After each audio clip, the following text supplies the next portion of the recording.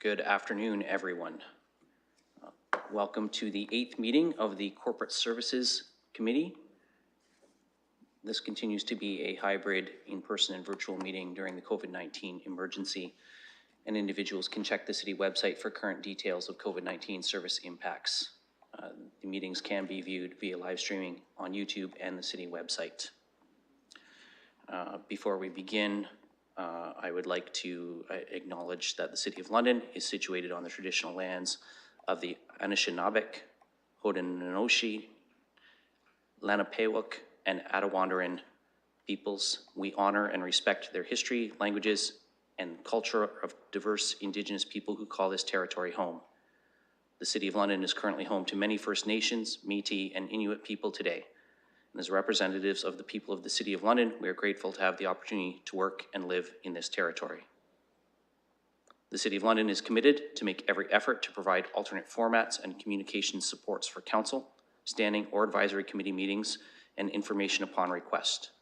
To make a request for any city service, please contact accessibility@london.ca or phone 519-661-2489, extension 2425.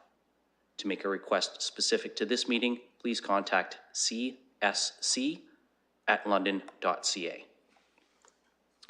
And colleagues, we'll just begin by looking for any disclosures of pecuniary interest today. Seeing none, we will move on to the consent agenda. We have 6 items on the agenda. I've not been made aware in advance if anyone wanted anything pulled, but I see Councillor Cassidy's hand up. Councillor Cassidy, go ahead. Thank you, Mr. Chair. I'd like to pull 2.3 and 2.5. Okay, so 2.3 and 2.5, that's the annual report on the development charges reserve funds and development charges monitoring and the industrial land development strategy. Colleagues, did anyone want anything else pulled to be dealt with separately?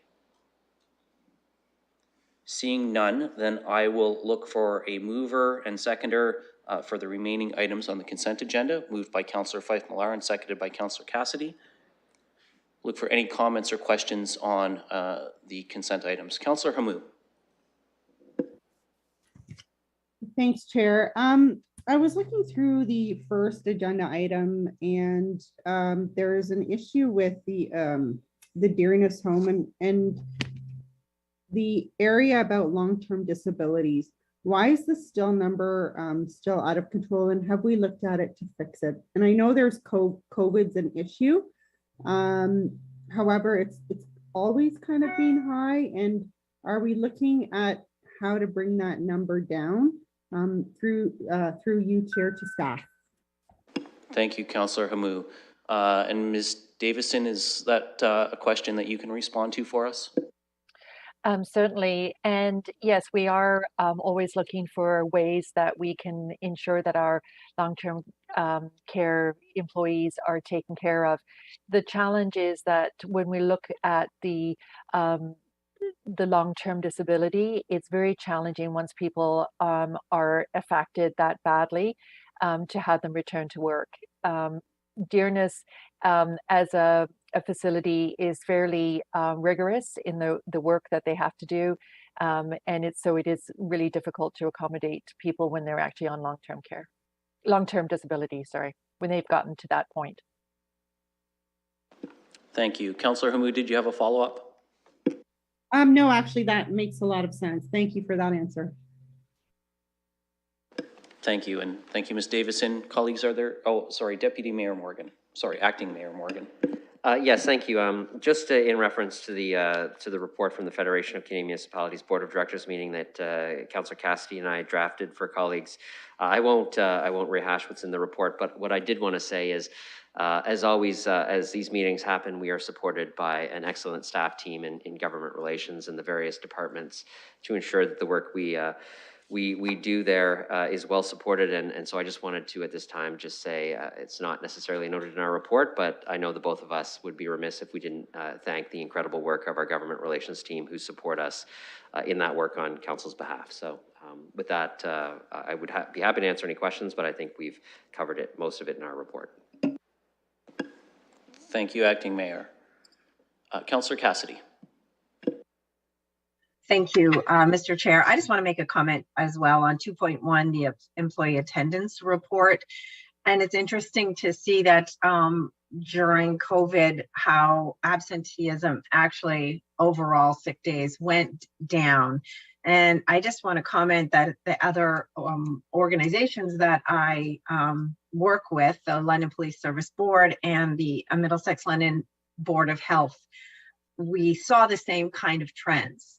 And I think it was indicative of employees recognizing the situation we were in with the pandemic and really taking an all hands on deck approach. And so I just want to say through you to Ms. Davison and through her to staff, my appreciation for city employees really showing up during the pandemic, doing the things that they needed to do to ensure that what services could still be delivered were being delivered, and finding a way to pivot in such an unexpected way to be able to deliver services from clerks and the way that we have been holding our meetings virtually down to the different off and on day camps that we've been able to host throughout the pandemic. Just all of it, it's been a brand new world. And I think seeing people do the things that they need to do to serve the people of London, it's a really good thing. So I just want to say thanks to city employees for that. Thank you, Councillor Cassidy. And if colleagues will indulge, I just have one quick question for staff that I'd like to ask. And so, Ms. Davidson, I wonder if you can, and I realize that you may not have this level of detail in absenteeism, but during the COVID situation, we certainly have had some flexible work and work at home opportunities for individuals. We know for parents, particularly when a child, and particularly an elementary age or younger school child is sick, they may often have to use a sick day of their own to stay home because they don't have childcare services available when schools are closed as well. So do we have any sense of how that has perhaps impacted the drop in numbers, parents being able to not only perhaps care for a sick child, but be able to do their work from home as they've needed through the day? Do we know if that's had an impact on these numbers directly or even anecdotally? Certainly. So it's an interesting question because there are probably a lot of factors that are impacting the reduction, and the ability to flex time and work remotely, I'm sure, has some bearing on that. In addition, we may find people who are not feeling 100% or have a mild cold, and they're able to continue working from home. Whereas in the past, they may have said, I can't return to the workplace. The other thing is that we've seen influenza rates really decline this year. And I think just the increased emphasis on hygiene and also having the children not in congregated settings, that all goes to reduce the amount of illness that's there. And we're hoping going forward that the flexibility aspect that you're speaking of, we can find a way to preserve the good parts of that. Great, thank you for that. And thank you for anticipating my follow-up about whether we would look to keep some of that flexibility around for future use. And that's great to hear that that's already being considered, so thank you. I have no other hands up for speakers, so I will ask the clerk to open the vote on the consent items, accepting 2.3 and 2.5.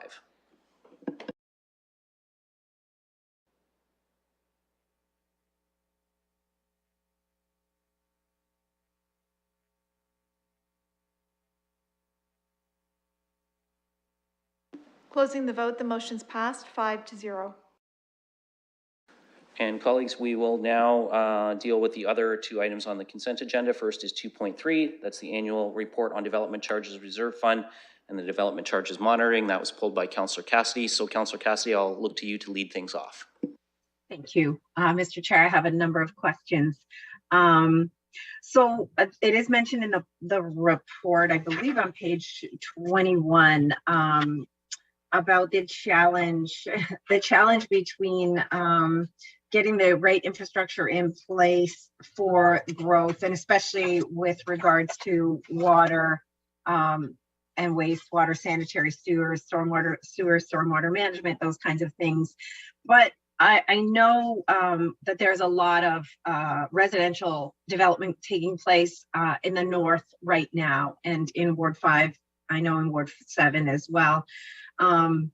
And so in Ward 5 along Sunningdale Road, there's a large subdivision going in. On the planning report today, there is another large subdivision that will be discussed at the committee tonight, that goes all the way from Sunningdale right down through to Fanshawe Park Road.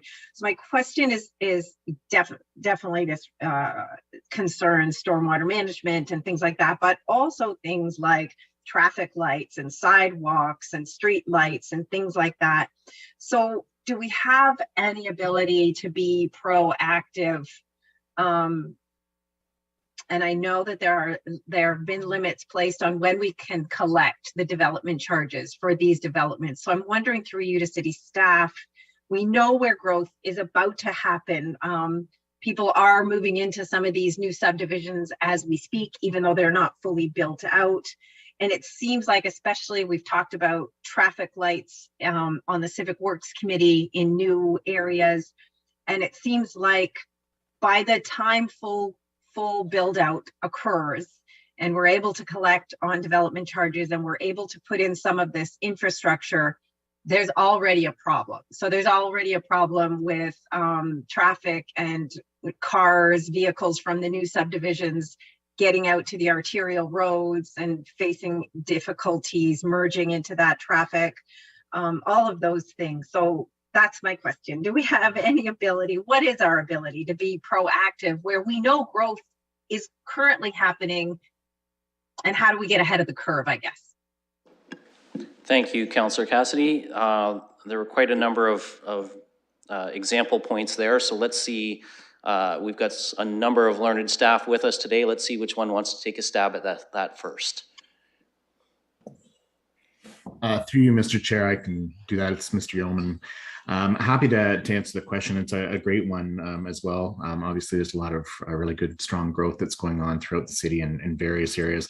The report that's before you today is essentially a synopsis of the DC revenues that have been coming in, the expenditures we've been making as well. And it's an opportunity for us to provide council with any red flags that we might have related to our spending.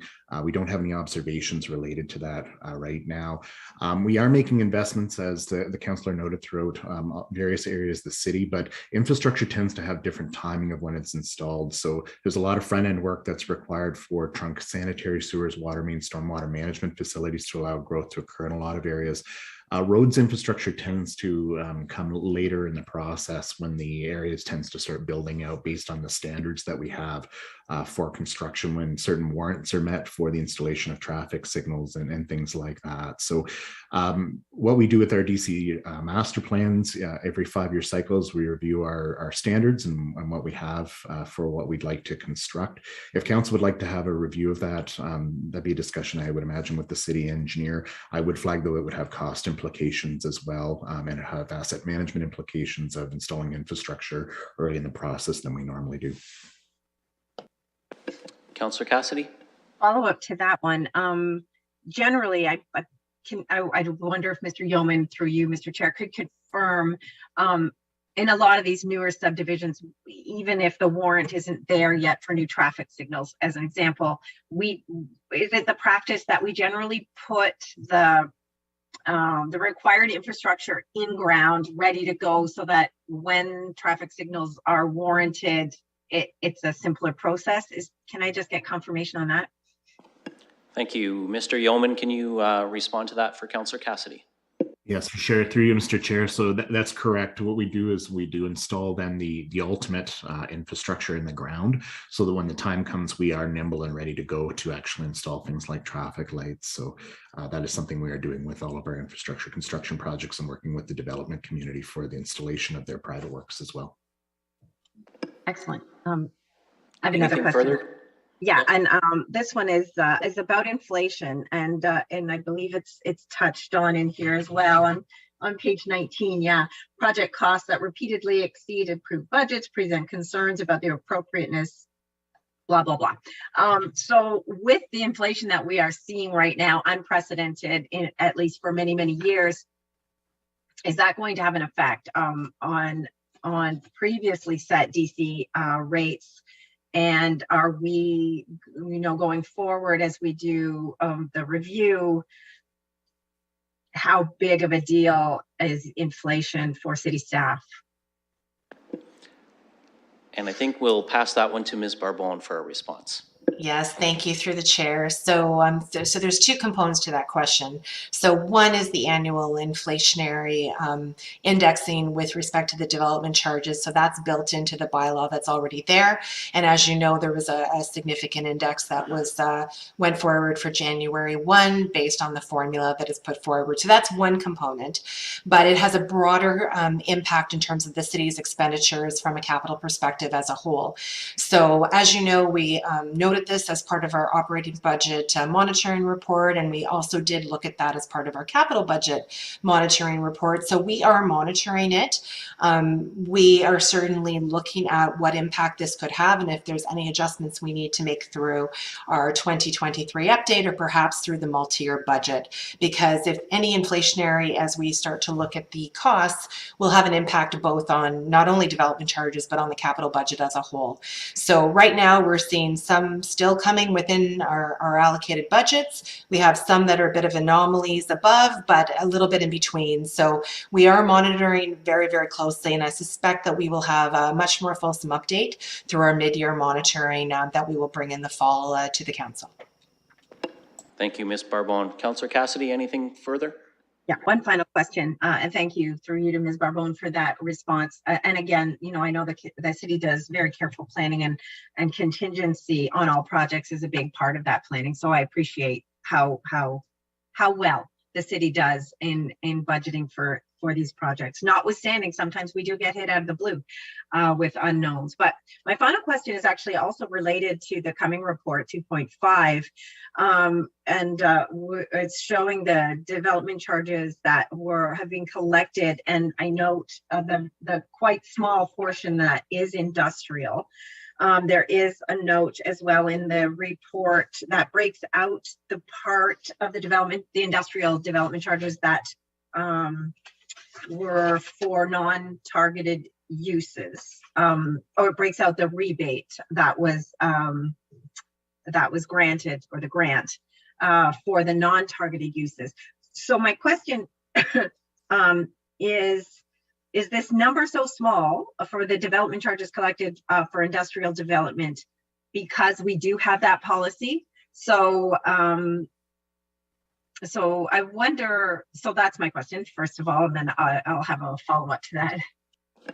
Okay, well, let's see if Mr. Yeoman is able to respond to that one for you.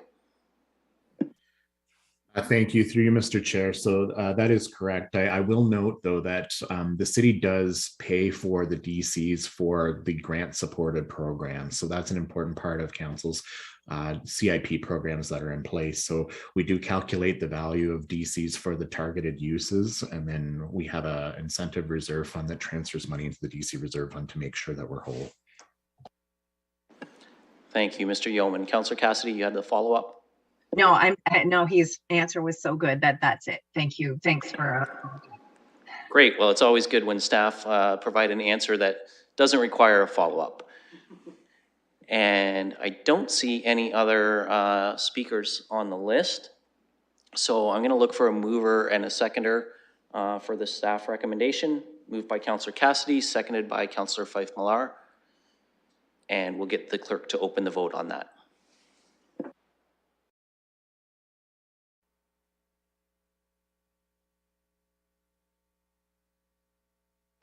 Closing the vote, the motion's passed 5-0.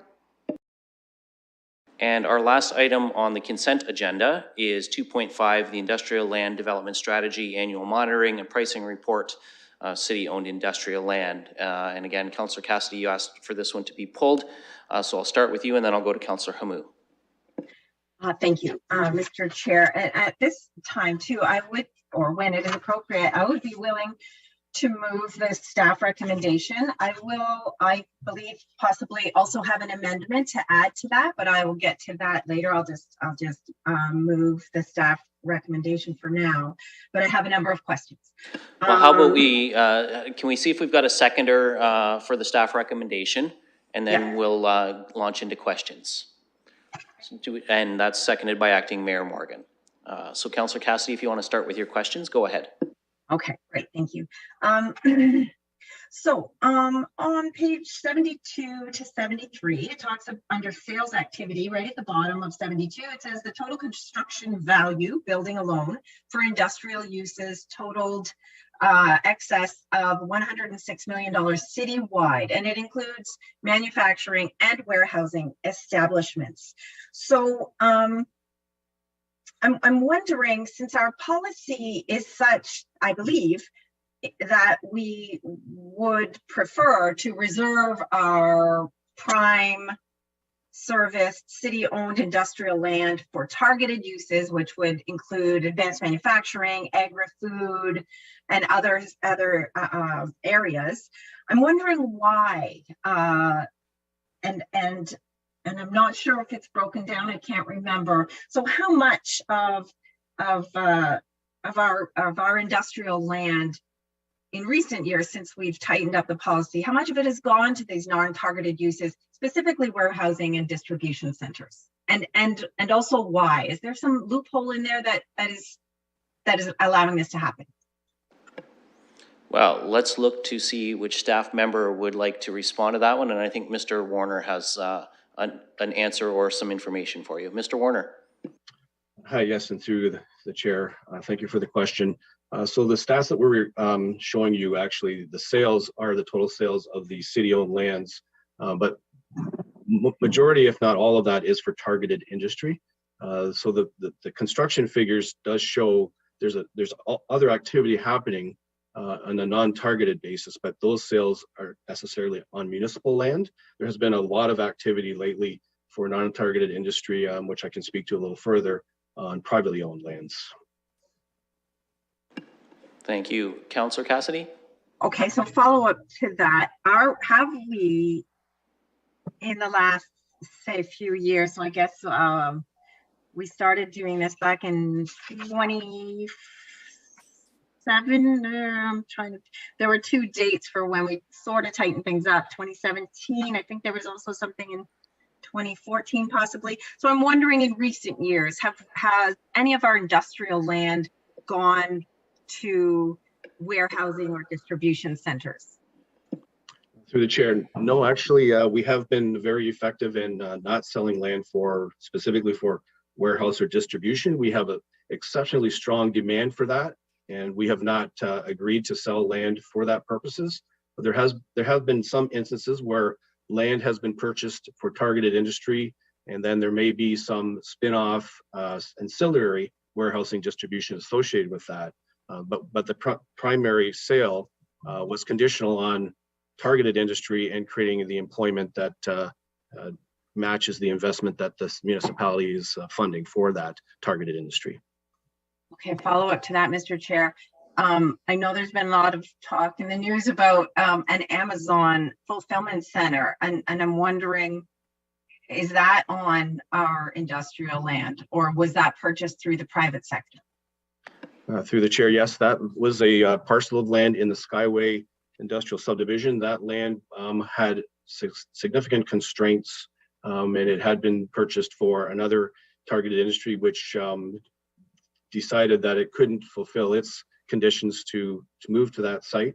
So in fact, through Dancor developments, Amazon was in fact constructed on their privately owned land that they did purchase from the city. So that is an example of a very highly constrained parcel of land that still was creating employment, but in fact, to your question, it is in fact a non-targeted industry. Okay. More questions, Mr. Chair. Thank you for indulging me. I have another question about which it talks in the report about some of the privately held parcels that are available out there in the private sector, private parcels of land. I'm wondering if years past, because I know we've been doing industrial land and we've been honing our strategy over the years, were any of these privately held parcels, were any of those previously city-owned land that was purchased by the private sector and then sort of held onto or flipped or whatever? Through the chair, absolutely not. To my knowledge, no. We've been tracking a lot of recent activity, probably at least 10 sales in the last year and a half of privately owned lands, some of which we, the city, have competed for. Unfortunately, we were outbid on prices because we do have our own standards with respect to purchasing as well. Okay. I'm still going on, Mr. Chair. Question about our regional neighbors who we are competing with to some degree, but also whatever, high tides float all boats and all of that stuff. We want to see our whole region succeed. But my question about our neighbors and their industrial land, the land that they have available for sale, is it serviced or is it serviced to the same level that London industrial land is serviced? Through the chair, yes, majority, if not all, of municipal lands outside the city of London are serviced lands. They may have variance in the zoning. It may not provide the same type of zoning that the city does through light manufacturing, as well as we have advanced manufacturing, which is not offered in most of the other municipalities. I would say servicing levels would be similar in most municipalities as they're subject to provincial regulations and standards as well. But I think that the city of London does offer, we feel, premium or better quality service land, especially as we have two water sources to the city and very good water quality, as well as we do strive to have zoned, serviced, graded land to a premium as far as the level of infrastructure, quality of infrastructure, and the maintenance of that in the parks. Excellent. Thank you. Final question, Mr. Chair, is if we're looking at, I don't expect you to do a full market analysis for us, but if you have a rough idea, if we are talking about an advanced manufacturing facility versus a warehouse or distribution center, what would generally be the difference in employment available once those two facilities would have been developed? Through the chair, it's a very good question. I'm going to ask if Mr. Lecochier would like to help me on this one. We do track through LADC and through our industrial engineer as well, the ratio of employment for land. I'm wondering if Phil might like to answer that question. Certainly, and go ahead. Thank you. Through the chair. So we track employment data for each of the files that are coming in or expanding if they're local ones. We track it based on the acreage these companies are buying, as well as the building footprint that they end up placing on it. In many cases, companies have expanded over time and added more production capacity as well as employment. So all of those data points are available. Generally speaking, within manufacturing environments, food and beverage processing does create employment of about 10 people per 1,000 square feet. So if you look at larger companies like Dr. Rutger, Original Cakery, Aspire Food Group, companies that are in the Innovation Park area, each of these companies has employment of well over 300 folks or so, and they tend to be on about 25 acres on average, with about a building footprint of 250,000 square feet. So it gives you an idea of coverage, size, and employment. Thank you. Thank you, Mr. Lecocha. And I believe there was a part of Councillor Cassidy's question was related to how that compares to perhaps land that's related to warehousing. Are you able to offer us a comparative number in what that would mean if it was a warehousing rather than a manufacturing? Yes, sorry about that. I kind of got carried away with the first part. Thank you. Through the chair. Yeah, so the direct comparison to warehousing, again, we keep those data points as well. First of all, the employment number is quite low compared to about 10 per 1,000, looking at less than two or three. So with per 1,000 square feet, that is. So on what does that actually mean on an as-built basis, you're looking at about 100 to 150 employees on a square footage of about 300 to 400,000 square feet. The job profile is also quite different because you're not dealing with the magnitude of production and office functions. You're dealing with very limited number of job profiles in terms of shipping and receiving, forklift driving, packaging, delivery, and just the driving piece as well, the truck drivers and so on.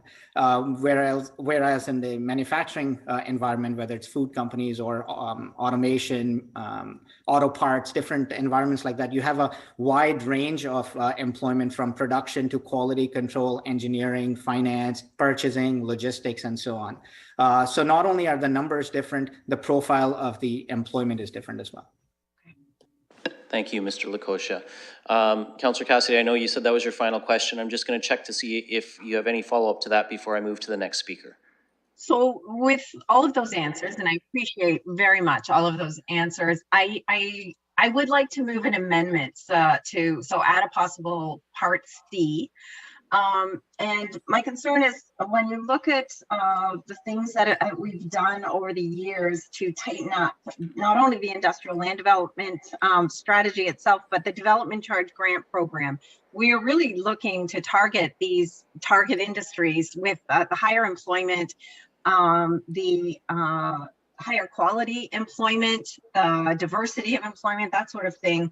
And I really think we need to make sure that we are not only city staff, I think city staff have been doing a phenomenal job, but the marketplace out there, the people that are purchasing this land, we want to make sure they're not just following the letter of the law, but also the letter of the policy, but also the spirit of the policy. And I am concerned about that land.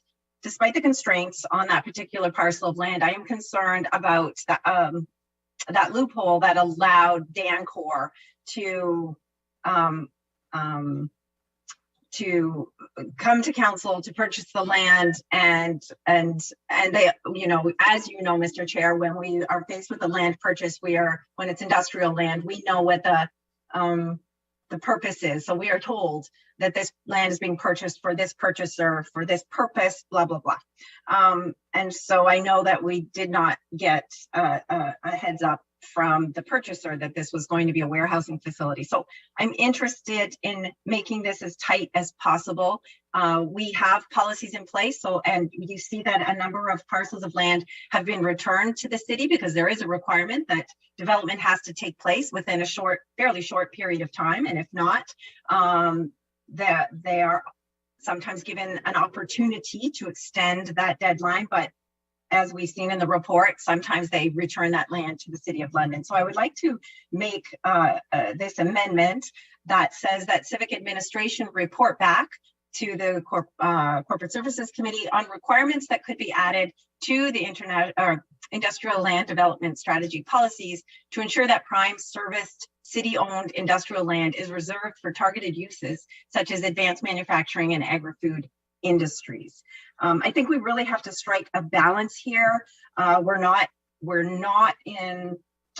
land speculators. We're not land barons. We purchased this land for a specific reason for the economic health and well-being and prosperity of the City of London.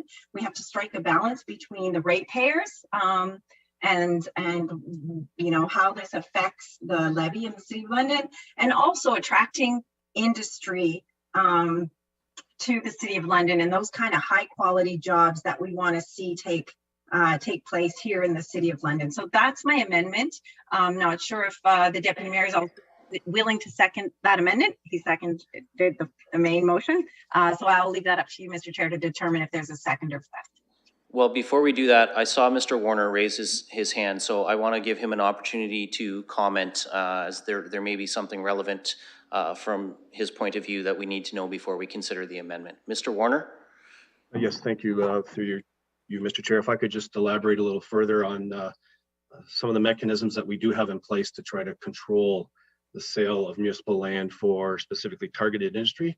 So you mentioned the strategy, and yes, it was updated in 2014, and it's in the process of being reviewed in addition to the DC bylaw and the GMIS program. So city planning is looking at that to reinforce council's strategy and commitments with respect to targeted industry.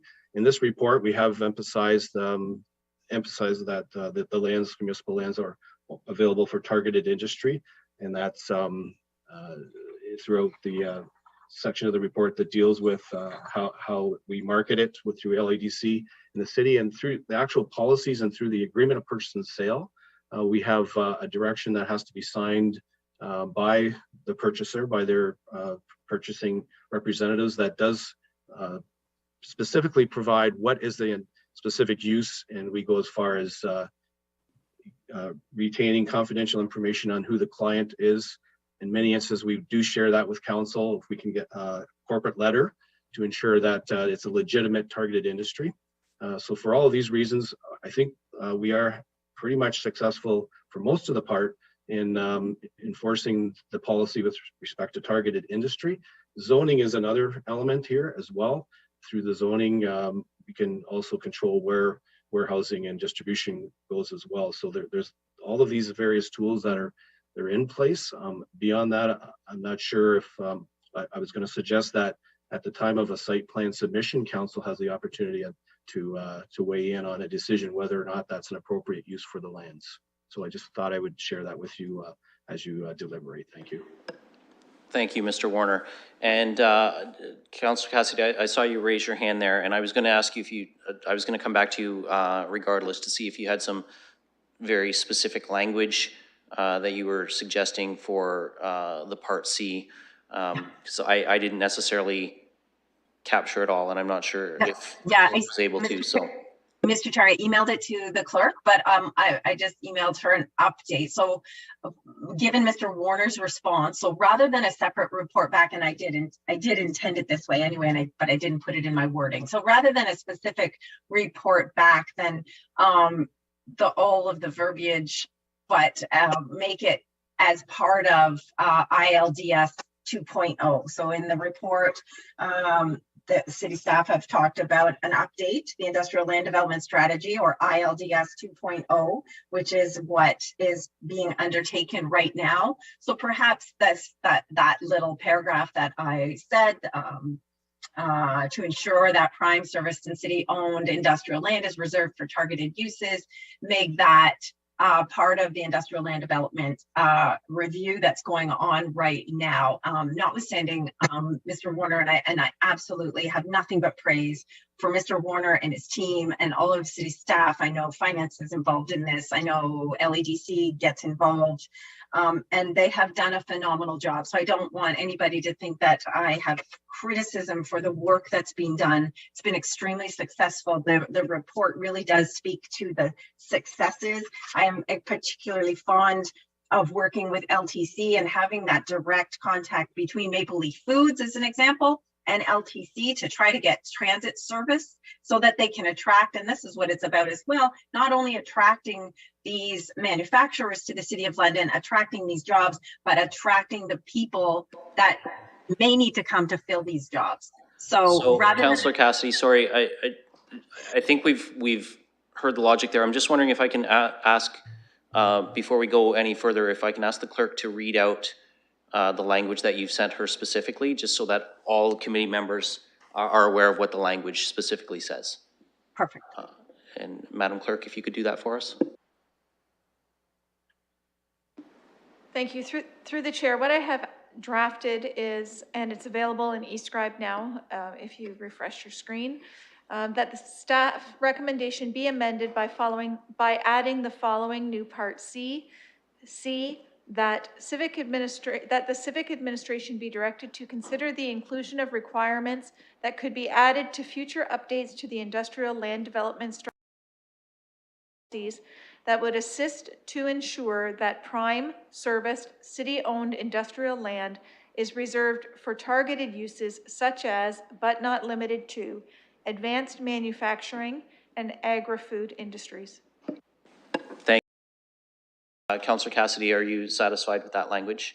Yes. Okay, so I'm going to look to see if we've got a seconder now before we get into any deliberation around that. And Acting Mayor Morgan has indicated he will second that as well. Thank you. So colleagues, we have an amendment on the floor. Does anyone want to speak to the amendment specifically? And knowing that I do have Councillor Hamou and I had Councillor Van Holst on the speakers list on the main motion. And I've got the acting mayor to speak to it. Yeah, I'll speak to it briefly. I seconded this because when it was going to be a separate report back, I'm not sure I would have been supported, but incorporating this sort of assessment into the update of our industrial land development strategy, I think makes sense and something that staff can certainly always consider to ensure that we are achieving land sales to the targeted industries. So I'm happy to second this because again, I didn't want a separate report back, but I think giving Councillor Cassidy's adjustment of this into incorporating it into the existing process, I think this makes a ton of sense. So, I'm happy to support. Thank you, Mayor Morgan. Colleagues, do we have any other speakers to the amendment? Seeing none, if colleagues will just indulge me to comment very briefly, I'm just going to echo Mayor Morgan's comments that I support this as part of the overall industrial land development strategy review. And I think that makes much more sense than asking staff to undertake a wholly separate report. It's a natural fit here. I also like the fact that it addresses targeted uses such as, but not limited to, knowing that we are in an emerging economy where things we have perhaps not anticipated yet could come up and be part of that strategy. So I think that this is a good addition to the strategy review that's being undertaken.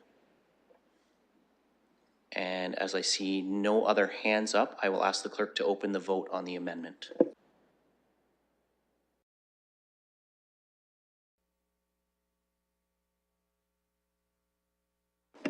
Closing the vote, the motion's passed 5-0. Okay, colleagues, I'm going to resume the speakers list where we left off on the main motion. So I have Councillor Hamou, I also have Acting Mayor Morgan and Councillor Van Holst on the list. So Councillor Hamou, to you first. Thanks, Chair. Mr. Chair, my question's been answered. Thank you. That makes it very quick. Acting Mayor Morgan. Yes, thank you, Chair. And I just wanted to, I'm not going to be repetitive. I think the speakers who came before me did a really good job of reviewing the report. But I will do something that Councillor Cassidy usually does, and she didn't this time. And having had the privilege of being at a few industrial announcements over the past little while, and seeing Mr. Lacotia on the call, I certainly want to not only commend our staff on the work they've been doing, but also the LEDC and their team for ensuring that our industrial land development strategy continues to be successful. Having talked with some of those who have chosen to make significant investments in our city, both the work of our staff and LEDC are critical to landing those deals, and as you can see, it's gone very well, and we're very well positioned in southwestern Ontario geographically, and we're very well positioned given the strength of the team that we have on the bench who are supporting us in executing the strategy. So I know Councillor Cassidy would have done this normally, but I also, it's my chance to jump in and give some credit to LEDC too. I know that I certainly have been critical at times in the past, but I also believe that giving credit when credit is due is highly appropriate, and in this case, it is absolutely due. Thank you, Mr. Lacotia, to you and your team for the incredible work you're doing in supporting our industrial land development strategy and helping us land the exciting deals that we've been landing in the last little while. I'll leave it at that, Chair. Thank you, Acting Mayor. Councillor Van Holst, welcome to Corporate Services. And I appreciate your patience waiting for the committee members to speak first. I'll look to you for your questions and comments now. Thank you very much. And again, great job being done with our industrial land strategy. Of course, we're expediting the work that the land purchasers want to do by having it prepared. And also we're maximizing the number of jobs per square foot of build. But my question is just really following up on what Councillor Cassidy has been talking about. and it pertains to warehousing. So perhaps I could ask the LEDC or our staff where warehousing does happen in the city, and what kind of warehouses are most valuable for us. We certainly need some, but what are the warehouses and types of warehouses that a city like London would be looking for?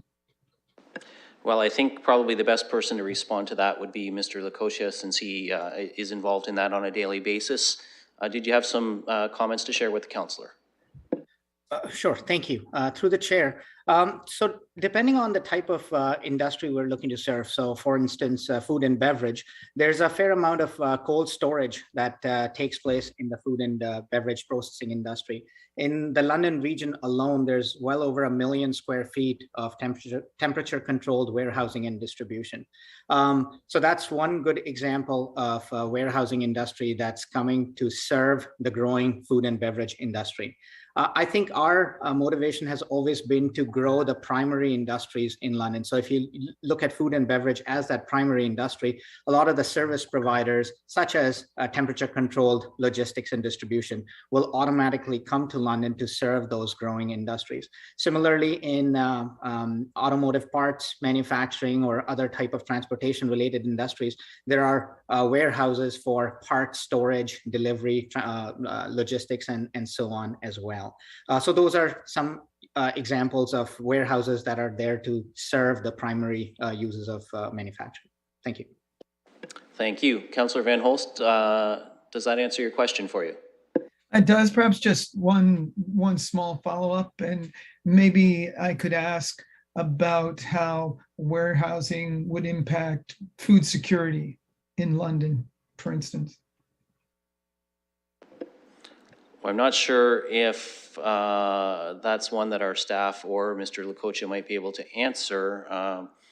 I will see if he has any thoughts, but that might be a question of a broader social nature, Councillor Van Holst, and maybe not one that our staff has an immediate answer for. But Mr. Lacocha, did you have any thoughts on that? Sure, thank you. Through the chair, most of the warehousing and distribution for food industries tends to be for national or beyond Canadian border distribution as well, US for the most part. So I would speculate that most of it is not bound for even the local catchment area. It's really designed for efficient transportation and logistics for either Canada-wide distribution or certainly North America-wide. Thank you for that. Councillor Van Holst, I hope that was helpful. I'm not sure that we have, and looking at the Zoom participants list, I'm not sure that we have anybody else who would be able to necessarily respond to that one. But I will check in to see if you have any additional questions. No, thank you. I think that was a fine answer. I found it helpful, and I appreciate the chance to be here. Great, thank you. I have apparently exhausted the speakers list. I see no other hands in chambers or on the Zoom call, so I will ask the clerk to open the vote on this.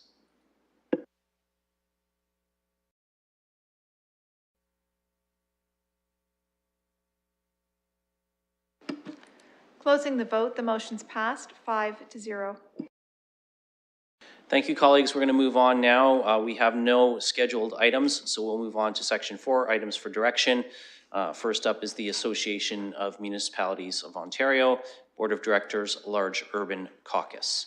And I do see that Councillor Hopkins is here to speak to her submission, and Acting Mayor Morgan has his hand up, so I will go to him first, and then I will come to you, Councillor Hopkins. Yes, and before Councillor Hopkins speaks, I'll just say I'm happy to put the motion she's requested on the floor, and I know she'll have some words to share, but you know, it's very important for us to have a representative on the board of the Large Urban Caucus, and Councillor Hopkins has served as well, and I'm happy to support her her desire to continue serving in that role. So I'm happy to move Councillor Hopkins' motion. I look forward to her comments. And we'll just look quickly to see if we, and Councillor Fife Millar's got his hand up first, so we will count him as the seconder. And Councillor Hopkins, if you would like to share a few words and speak to your submission, the floor is yours. Thank you, Mr. Chair, and I want to thank the committee as well for bringing forward the motion. For the past 4 years, I have, it's been an honor to represent the City of London at the AMO Board of Directors. I have also the past 2 years chaired the Large Urban Caucus, which allows me to sit on the executive committee as well as to be at the MOU table with the provincial government. And as you know, the importance of having large municipalities like the City of London through the past 2 years of the pandemic, with speaking with the provincial government, with our concerns and the need for support, it is being really important. And the provincial government has also been listening, and that conversation is going to be even more important as we go through recovery as well. So it's an honor to be at that table, and really want to thank the committee to endorse my application to run again 2 more years. And before I end my comments, I cannot do this job without the support of staff. Nick Steinberg from the Governmental Relations Department has been amazing, assisting me. Mr. Chair, you know, the number of issues that we've had to deal with and as a municipality, and staff support in my role on the board is so important to pass on our concerns to the provincial government. And with that, I'm hoping the committee will support my endorsement. Thank you, Councillor Hopkins. And I don't see any other hands raised on this. I will just myself say thank you for the work that you do, because I know that whether it's AMO or FCM, that's an extra workload that you're taking on voluntarily, and that is greatly appreciated by me. And after I started speaking, I saw Councillor Cassidy popped her hand up, so we'll go to Councillor Cassidy. Thanks, Mr. Chair, and just also, you know, echoing you, I want to thank Councillor Hopkins through you. Not only is it a lot of work at the best of times, it is, and pre-pandemic, it involved travel, which is not as glamorous as, you know, some people might think. It's work, and then it involves getting caught up again or trying to do your constituency work from a remote location, all of those things. So but as well, Councillor Hopkins chairs the Large Urban Caucus, which is extremely important. So I want to touch a bit on the pandemic and how important groups like FCM and AMO have been for municipalities like London, advocating for municipalities across the province and across the country to make sure that the federal government and the provincial government are both hearing from municipalities and hearing a strong united voice, what our needs are, how they can best support municipalities, because this is where the work happens. You know, they've got all the money and the power, but we've got, as former Mayor Hazel McCallion used to say, the feds have all the money, the province has all the power, and the municipalities have all the problems. So we are the front line. We are working directly with citizens across the country and around the province, and Councillor Hopkins is instrumental in making sure that that we're being heard from the municipal level. So thank you so much. Thanks. And those seem like great words to end on, Councillor Cassidy, because we have no one else on the speakers list. So I will ask the clerk to open the vote.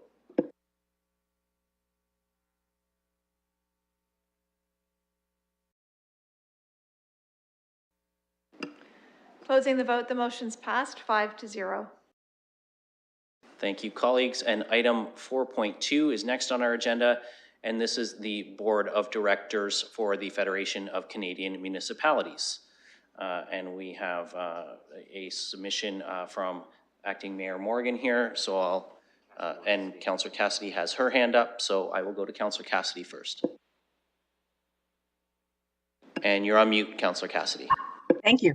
I will move that, and everything I just said about Councillor Hopkins applies to Deputy Mayor Morgan as well. I know Deputy Mayor Morgan chairs the Community Safety and Crime Prevention, I think, committee at FCM, and again, a lot of work goes into chairing that committee. A lot of work goes into being on the FCM board of directors. I speak from experience, but it is very important work, and we see results every single day in funding and in new streams of funding that become available, all of that. So thank you through you to the Deputy Mayor for stepping up and doing this work. Thank you, Councillor Cassidy. And before I could even ask, Councillor Fife Millar indicated he was prepared to second this. So we've got a mover and a seconder. I will look to see if Acting Mayor Morgan has any comments he wants to share. I'll be brief. I'll just thank colleagues for their support over the years to have the capacity to serve in this role. As Councillor Cassidy said, it's really important work on behalf of the corporation, and I want to echo what Councillor Hopkins said, in that this work is made so much more easier by the great government relations team and staff that we have to support putting London in an influential position on a national organization. It doesn't happen based on just one person. I get to serve on the board. Councillor Cassidy and Councillor Kaibaga in the past have served on the committees, and our government relations team have supported all of that work we've done. So it truly is a team effort, and I'd be happy to continue in this role. And as we have no other hands raised for the speakers list, I will ask the clerk to open the vote on this one.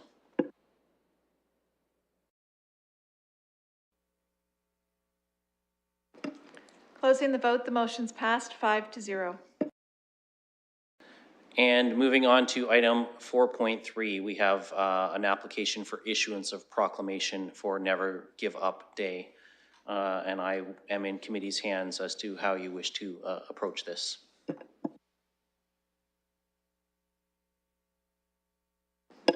Councillor Hamou. Well, I'm just going to move it just to get it started. And do we have a seconder for that? Councillor Cassidy. Any questions or comments? Councillor Hamou.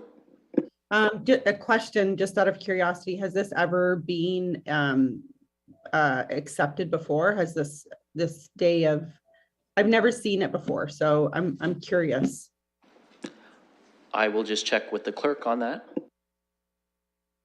Thank you. Through the chair, this is the first request for this particular proclamation. Anything else, Councillor Hamou? I'm a little weary when I don't know the organization or who it is or where it's from. So those are my comments on the issue. Thank you. I think on this one, I'm going to ask you as Vice Chair to take the chair, Councillor Hamou, just because I do want to briefly speak to this one before we call the vote, and I didn't see any other hands up at the moment. So if you could take the chair, please. Sure. Our chair? Yes, Councillor. Thank you, Madam Presiding Officer. I'm concerned about this one, colleagues. You know, it's coming, the applicant is out of Etobicoke. Like Councillor Hamou, I had never seen this one before, and I will say in my brief research on the weekend, it actually really wasn't clear to me who or what this organization was actually representing. I mean, encouraging organizations to continue their charitable efforts and such, it sounds good, but it's unclear to me what the goal or the intent of this is, other than having a proclamation issued. I've never seen any sort of initiative carried out by this organization, certainly not locally. You know, most of the proclamations we get have an attachment to London, and I think that that's really important. I've stated that many times in our proclamation policy that I need to see a local connection for me to be supportive of it. When we get applications that come from organizations, you know, and we had one that came not too long ago from the Crohn's and colitis research. We've had research into different specific medical conditions. We've had proclamations for different ethnic celebrations and days of recognition for that, and happy to support those. But I don't think I can support this one because to me, I'm not clear what exactly we are proclaiming in this never give up. Well, I'm not sure that too many organizations give up on their fundraising efforts. I think that that's an ongoing challenge for every organization, but they don't seem to speak on behalf of a particular group. It seems to be very generic. It's not attached to London Health Sciences as a connection, or even say intercommunity health or an organization like that. So I'm just really uncomfortable supporting a proclamation that's quite vague in terms of what it's attempting to raise awareness or proclaim, and who it's actually benefiting in the end. Thank you, Madam Presiding Officer. And I will let you know I don't see any hands up in the chamber. I was going to say I have no more speakers on my list. Thank you. And if you'll turn the chair back to me, I'll recognize Councillor Cassidy. I would love to turn the chair back to you. Thank you. Thank you. And Councillor Cassidy, go ahead, please. Thank you, Mr. Chair. So again, like yourself, I did a little bit of research, which basically is just going to their website. So there have been, and they list in their submission to council that in Canada, Brampton, Regina, Saanich, Welland, and Halifax have all proclaimed Never Give Up Day for August 18th, 2022. Their mission statement is that, in adversity, you never give up on values and all of that sort of stuff. But I think mainly it looks like they encourage people, they use this platform to encourage people to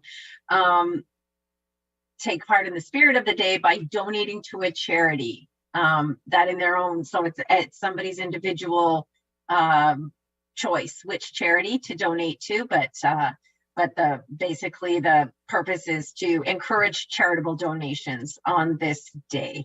Now, my only concern with not supporting this would be the very first, I believe, the first one that the committee has not supported. The first proclamation, the first organization that we have not supported issuing a proclamation for.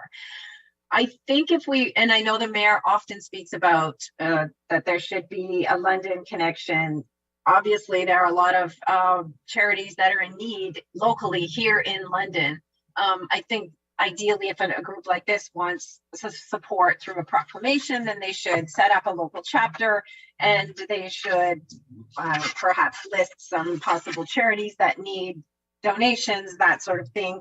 But again, we have many times approved proclamations for organizations that do not have a local office.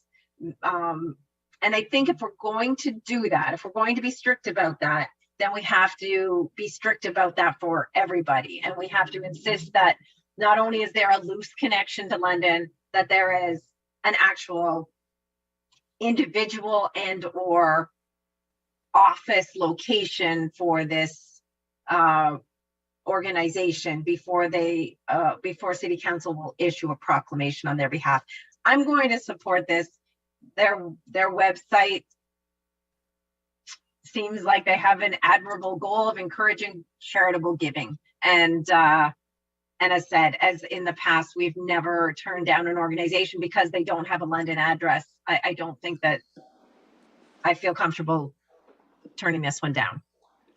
So just as I guess as a point of information for you, Councillor Cassidy, committee actually did receive and take no action on a proclamation just a few weeks ago that was submitted actually by a Londoner around parental alienation proclamation. So we have refused proclamations before.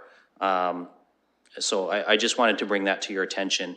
I will say, I'm going to ask the clerk to check, and I will go to Councillor Hamou next because I realize the clerk may need a minute or two to check this. But there is a National Day of Giving, Giving Tuesday, which happens after Thanksgiving, which is generally the London Community Foundation, United Way, organizations like that. So I am going to turn to Councillor Hamou, but I'm just going to ask the clerk to check and see if we have done a proclamation for the National Day of Giving in the fall, and see if she can quickly find that out for us. In the meantime, I will turn to Councillor Hamou for her questions or comments. Thank you, Chair. It's about, for me, it's more about, not that it's from London or if there's a connection to London. It's more about, I've never heard of this charity before. I don't know who they are. They've come out of nowhere.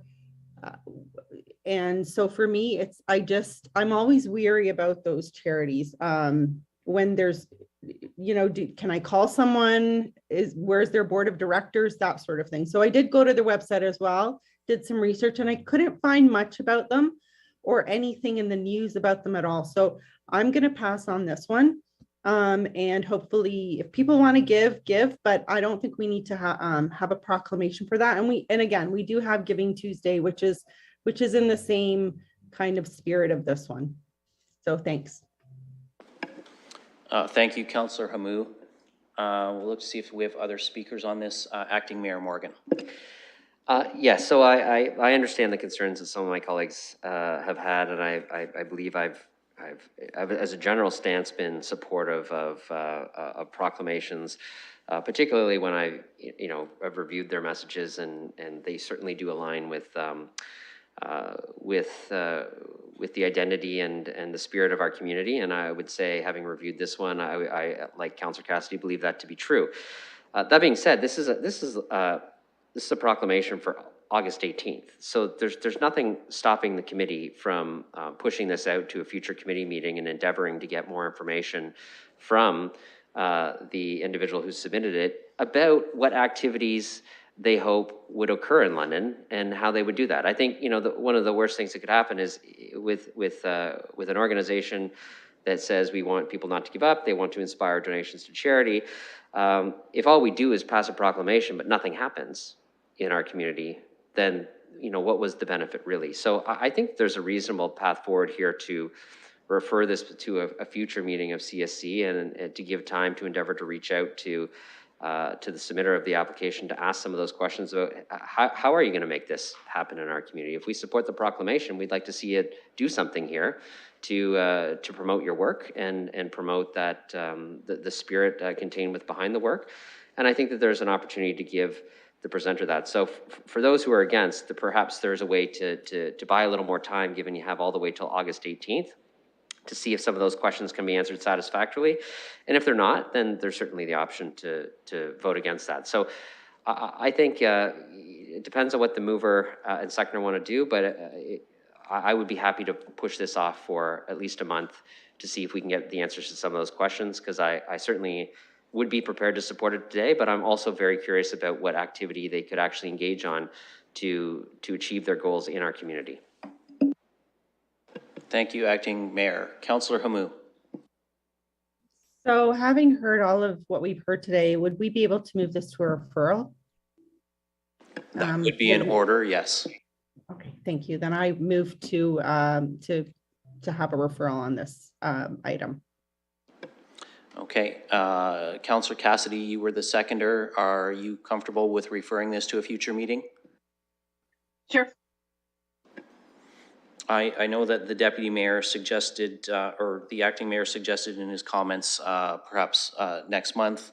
I'll look to the mover and seconder to see if they have a specific time frame, or do we want to leave it in the hands of the clerk to bring it back at their scheduling as appropriate.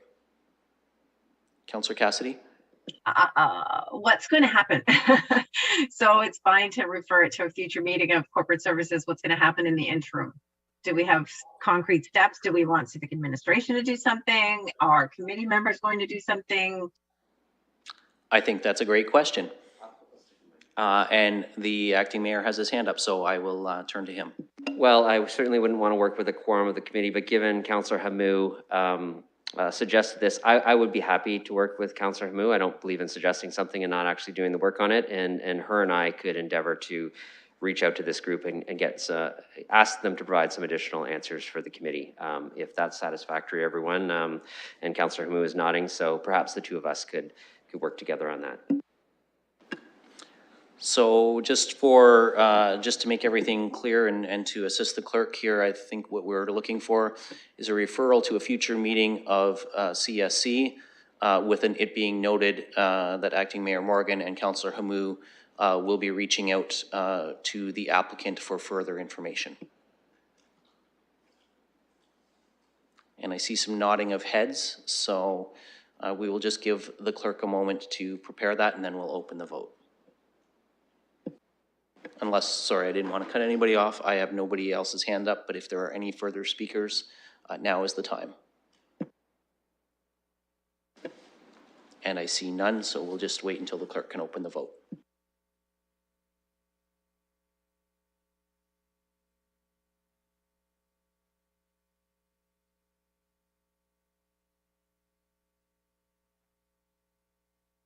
And that should now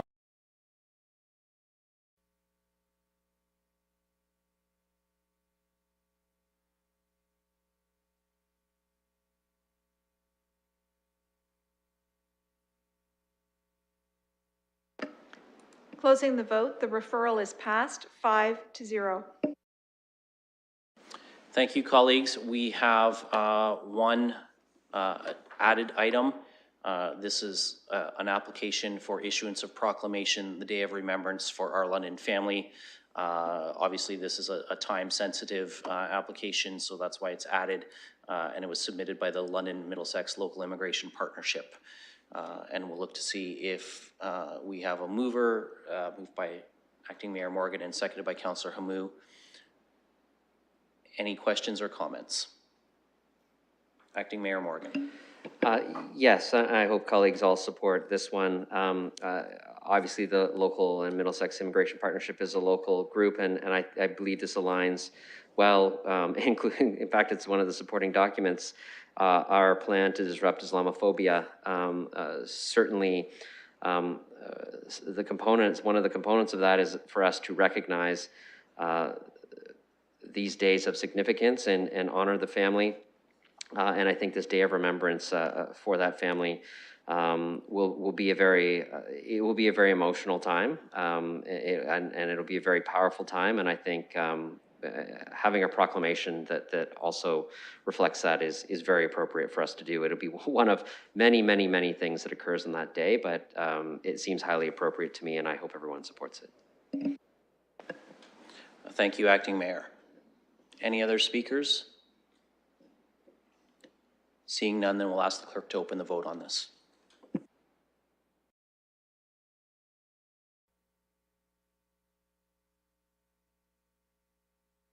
Closing the vote, the motion's passed 5-0. Thank you, colleagues. That concludes our public agenda. We do have 3 items for which we're to go into closed session. So I'm going to look for a motion to move in camera. Moved by Councillor Cassidy, seconded by Councillor Hamu. We will open the vote on that.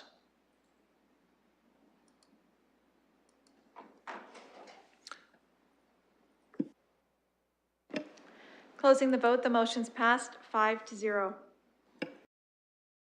And just for the public's information, we are moving in camera on the reasons for items regarding a land disposition, solicitor-client privileged advice on 2 items, and labor relations, employee negotiations, solicitor-client privileged advice on a 3rd item. And colleagues, I will just ask your patience while the clerk shuffles the Zoom chair deck so that we have the appropriate people in our in-camera session, and we'll resume very shortly.